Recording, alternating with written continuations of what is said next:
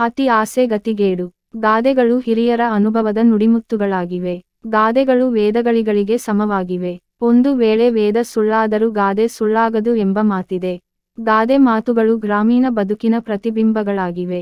ಸುಪ್ರಸಿದ್ಧ ಗಾದೆಗಳಲ್ಲಿ ಅತಿ ಆಸೆ ಗತಿಗೇಡು ಎಂಬ ಈ ಅರ್ಥಪೂರ್ಣವಾದ ಗಾದೆಯು ಹೆಚ್ಚು ಎಲ್ಲರಿಗೂ ಪರಿಚಿತವಾದ ಹಾಗೂ ಅನ್ವಯಿಕ ಗಾದೆಯಾಗಿದೆ.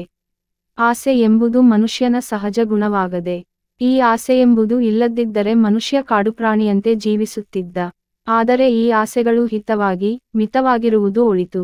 ಅತಿ ಆಸೆ ಗತಿಗೇಡು. ಗಾದೆ ವಿವರಣೆ. ಮನುಷ್ಯನ ಆಸೆಗೆ ಮಿತಿ ಇರಬೇಕು ಎಂಬುದು ಈ ಗಾದೆಯ ಮುಖ್ಯ ಉದ್ದೇಶವಾಗಿದೆ. ಆಸೆ ಅಗಾಧವಾದುದ್ದು, ಆದರೆ ಆಸೆ ಪಡುವುದಕ್ಕೂ ಮಿತಿ ಇದೆ.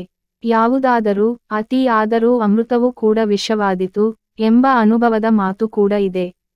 ಕೆಲವೊಮ್ಮೆ ಅತಿಯಾದ ಆಸೆಯಿಂದ ಇರುವುದನ್ನು ಕಳೆದುಕೊಳ್ಳುವ ಪರಿಸ್ಥಿತಿಯು ಬರುವಂತ ಸಾಧ್ಯತೆಯೂ ಇರುತ್ತದೆ.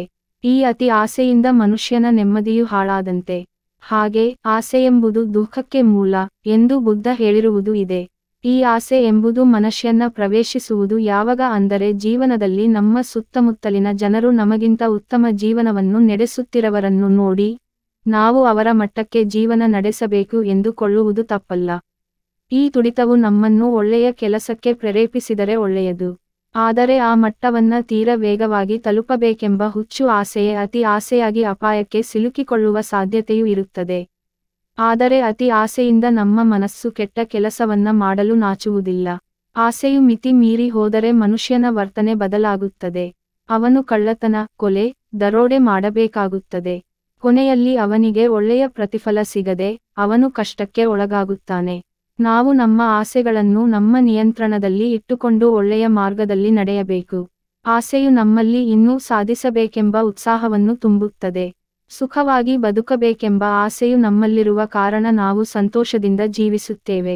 ಆಸೆಯೆನ್ನುವುದು ಕೆಟ್ಟದ್ದಲ್ಲ, ಆದರೆ ಅತಿಯಾಸೆ ಎನ್ನುವುದು ಬುದ್ಧ ಹೇಳಿದಂತೆ ದುಃಖಕ್ಕೆ ಮೂಲವಾಗಿದೆ. ಇದಕ್ಕೆ ಹೇಳುವುದು ಅತಿಯಾದರೆ ಅಮೃತವೂ ವಿಷ ಎಂದು. ನಾವು ಅತಿ ಆಸೆಗೆ ಬಲಿಯಾದರೆ ನಮ್ಮ ನೆಮ್ಮದಿ ಹಾಳಾಗುತ್ತದೆ, ಬದುಕು ಬರಡಾಗುತ್ತದೆ ಹಾಗೂ ಜೀವನ ನಾಶವಾಗುತ್ತದೆ. ಅತಿಯಾಸೆಯಿಂದ ಕೆಡುಕು ಉಂಟಾಗುತ್ತದೆ. ಆದ್ದರಿಂದ ಅತಿ ಆಸೆ ಪಡಬಾರದು. ಅತಿ ಆಸೆ ಗತಿಗೇಡು. ಗಾದೆಯ ಸಂದೇಶ. ಈ ಗಾದೆಯಿಂದ ನಾವೆಲ್ಲರೂ ಅರ್ಥ ಮಾಡಿಕೊಳ್ಳಬೇಕಾದದ್ದು ಆಸೆಗೆ ಮಿತಿ ಇರಲಿ, ಆಸೆಯೇ ಜೀವನದ ಸಾರ್ಥಕತೆಯಲ್ಲವೆಂಬುದನ್ನು ನಾವೆಲ್ಲರೂ ಮೊದಲು ಅರ್ಥ ಮಾಡಿಕೊಳ್ಳಬೇಕು. ಮಾನವ ತನ್ನ ಜೀವನ ನಡೆಸಲು ಬೇಕಾದ ಸೌಲಭ್ಯಗಳನ್ನು ಮಾತ್ರ ಹೊಂದುವುದು ಉತ್ತಮ. ಸಂತೋಷ, ನೆಮ್ಮದಿ ಜೀವನ ಮುಖ್ಯ. ಅದಕ್ಕೆ ಅಗತ್ಯವಿರುವಷ್ಟು ಪ್ರಮಾಣದ ಅಗತ್ಯಗಳೊಂದಿಗೆ ಜೀವನವನ್ನ ನಡೆಸಿ.